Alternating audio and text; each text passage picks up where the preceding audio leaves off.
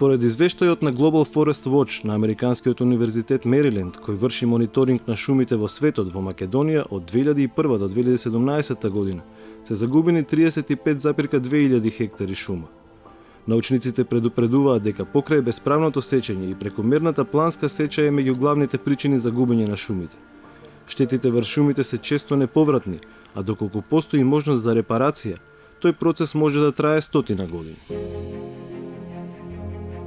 Ова е трасата каде што ќе поминува гасоводот што го гради владата, од која 9 километри се низ парк шумата водно, од Сопиште до Шишево, преку сртот на планината. Екологистите предупредуваат дека за изградбата на гасоводот на овој потек треба да се исечат речиси 8000 стебла, плански насади стари по 50 години, а почвата ќе биде соголена, што може да го наруши целиот екосистем на планината. Знаеме како е и на ура во еден предизборен процес донесено одобрението за градење за оваа делница.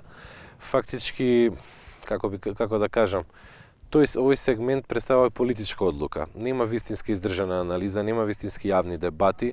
Постоеле 4 други алтернативни траси кои што требале да водат во подножјето на Сковска Црна Гора, по земјоделски земјишта и така натаму, меѓутоа сепак избрана е како политичка одлука пред се оваа траса. Сега во обид на брзање, таа се задржува само за да се исполнат некои обврски према кредитори на Република Македонија. Меѓутоа последиците не можеме да ги предвидиме. Можноста за диво крадење, можноста за хаварија на самиот гасовод може да направи многу поголема штета.